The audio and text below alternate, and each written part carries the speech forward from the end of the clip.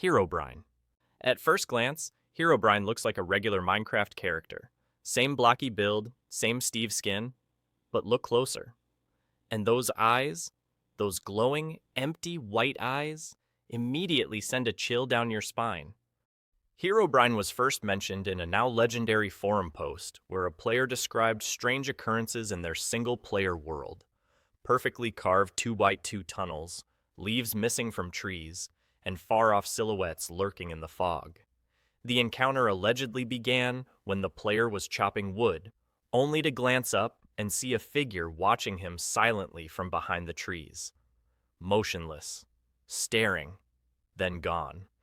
Players started sharing similar stories. They'd spot Herobrine just out of reach, always disappearing when approached. The legend grew into an internet phenomenon. Mods, fan videos, and summoning rituals flooded the community. But the scariest part? Mojang themselves added fuel to the fire. Mojang never confirmed or denied it. In multiple update patch notes, they slipped in a cryptic line. Removed Herobrine. Maybe he was real. Some believe Herobrine was the ghost of Notch's deceased brother, a fictional twist that stuck. Others think he's a glitch, born from corrupted world files. Either way, players who claim to see him experience the same terror, the sense of being watched in a game that's supposed to be lonely. To this day, Herobrine remains one of the most infamous digital urban legends. A blank-eyed figure who reminds us that maybe not all code behaves the way it should. Polybius, the game that never existed. In the 1980s, arcade culture was booming. Kids lined up with quarters to play classics like Pac-Man and Galaga, but in a dimly lit arcade in Portland, Oregon, a mysterious black cabinet showed up one day. No title screen, no branding, no attract mode. Just one word on the machine, Polybius. According to legend, the game was hypnotic, literally. It drew players in with pulsating lights and intense gameplay, but strange things began happening. Some players complained of migraines, nausea, and nightmares. Others suffered seizures, memory loss, and worse. One boy allegedly disappeared entirely after playing for hours. Then, men in black suits were seen visiting the arcade, collecting data from the machine. They'd observe quietly, take notes, and leave, never speaking to anyone. And just as suddenly as it appeared, the Polybius cabinet vanished. No physical evidence of the original machine has ever been found. No ROMs, no schematics, nothing. But whispers online claim it was a government experiment, perhaps psychological testing under the guise of entertainment. Others say it was created by rogue developers dabbling in subliminal messages and mind control.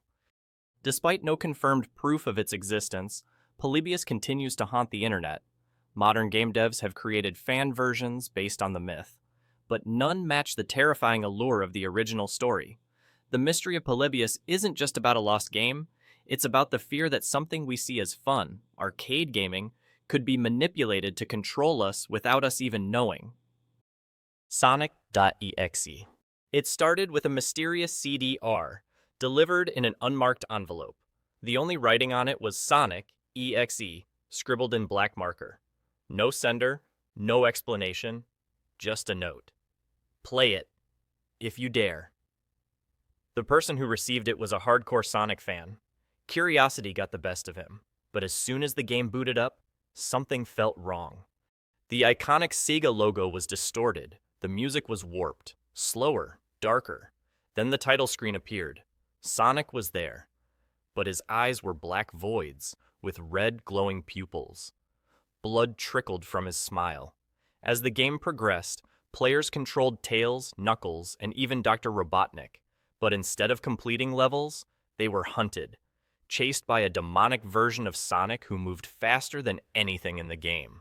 One by one, each character met a gruesome end, their eyes missing, screams echoing. But the true horror came when the player tried to quit. The game locked up, the screen went black. A message appeared. I am God. EXE wasn't just a game, it felt sentient, like it was watching you back. Some versions even accessed files on your computer, placing disturbing images or fake error messages. Though clearly a work of fiction, the Sonic.exe story spread like wildfire. It birthed an entire subgenre of .exe horror games, each telling stories of corrupted childhood favorites turned malevolent. It plays on a universal fear. What if the games we love, those tied to our fondest memories, became something that hated us back? Donkey Kong.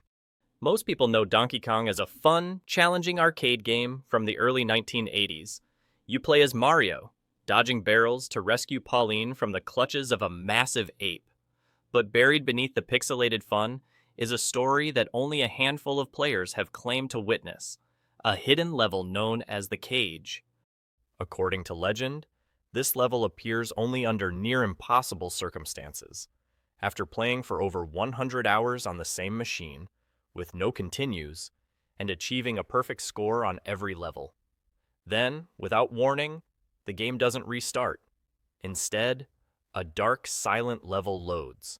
There are no platforms, no enemies, just a flickering screen, a red background, and a single cage in the center. Inside is a sprite that looks like Pauline, but not quite. Her face is distorted, her arms limp.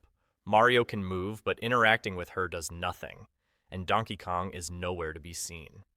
If you wait long enough, strange things start to happen. The screen glitches, the cage shakes, and eventually, the game crashes, sometimes permanently destroying the arcade board. No official records mention this level. Some claim it was an internal developer test that was never meant to be found. Others think it was a tribute to someone lost. Whether it's a glitch, a ghost level, or something more, one thing is certain. Donkey Kong's simple arcade roots may hide a much darker history than anyone imagined. Pokémon Black. Before Pokémon Black and White released for the Nintendo DS, a different Black version had already made its rounds. It was an unofficial bootleg Game Boy cartridge found at flea markets and online forums. The label was plain, just a black sticker with the word Pokémon in silver text. At first it played like Pokémon Red Blue. Everything seemed normal, until players received a mysterious new Pokémon during the intro, simply named Ghost. This Pokémon didn't battle the usual way. Its only move was Curse. When used, it didn't feint opponents. It erased them. After using Curse, the enemy Pokémon would vanish from the screen, and the opponent's trainer would display one less Pokéball. That's when players realized you weren't defeating Pokémon. You were deleting them permanently. Even worse, Ghost could use Curse on trainers. When you selected them instead of their Pokémon, the screen cut to black. Their sprite disappeared. Afterward, visiting Lavender Town's Pokémon Tower would show their tombstones. As you progressed, the game grew darker. Music distorted. NPCs stopped speaking. Towns became empty. Eventually, only you and Ghost remained. The game shows a scene of your character, older, alone. Then a final battle begins. You fight against the souls of every trainer and Pokémon you erased. You're overwhelmed. You lose. And then, nothing. The title screen changes to a single word. No. No save file. No restart. Just a permanent chilling end. Fallout 3. Fallout 3 is already a bleak world. Nuclear wastelands, desperate survivors, and twisted mutations. But buried deep within the game's radio mechanics lies one of its most chilling legends, the Numbers Station. Normally, the game features cheerful 40s music on Galaxy News Radio, but players uncovered a glitch, or perhaps an intentional Easter egg, that transformed the station into something else entirely. Under extremely specific conditions, the station would stop playing music. Instead, a monotone voice would begin reading numbers aloud, followed by cryptic phrases. Some of the messages were innocuous, like 5, 17, 23, have you eaten today? Others were much more disturbing. 4, 8, 15, the Queen has died today. 10, 23, 45, accident in the Gulf, many dead. April 20th, 2010. That last one sent chills down spines, because it eerily predicted the Deepwater Horizon oil spill a full year before it happened. The broadcast, if real, could only be accessed by killing key characters, waiting for precise in-game dates, and standing in exact locations.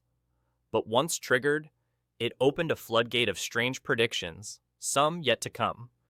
Bethesda has officially denied any such feature. Data miners couldn't find code for it, but rumors persist. Some players claim to have heard it firsthand, only for their save files to corrupt afterward. Whether it's a hoax, an elaborate mod, or a disturbing piece of lost content, the Fallout 3 numbers station blurs the line between fiction and reality, and makes you wonder what else is hidden in the static. Lavender Town Syndrome. When Pokémon Red and Green first released in Japan in 1996, everything seemed fine, until kids reached Lavender Town, a somber area with a ghost-infested Pokémon tower. What terrified players wasn't the setting, it was the music. The original Lavender Town theme was a high-pitched, off-key tune full of eerie frequencies. Soon after release, a rumor spread. Dozens of Japanese children had experienced nausea, depression, and according to the urban legend, even committed suicide after hearing it. They called it Lavender Town Syndrome. The theory? The music contained binaural beats and subliminal tones that only children's ears could fully hear. Supposedly, the frequencies triggered anxiety, panic attacks, or worse.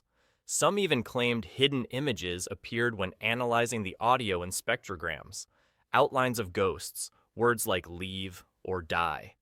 Of course, Nintendo never confirmed any of this. The story was likely an internet fabrication, but it struck a nerve. Creepypasta forums exploded with versions of the tale, and fan-made original tracks were uploaded, made intentionally distorted to recreate the rumored effects. Today, Lavender Town Syndrome is seen as the perfect storm of creepypasta. Even now, some gamers admit they still mute the music when passing through Lavender Town, just in case. Mr. Mix. There's a lost PC game from the early 2000s that people swear they remember, but no one can find anymore. It was called Mr. Mix. At first, it looked innocent, a typing game for kids.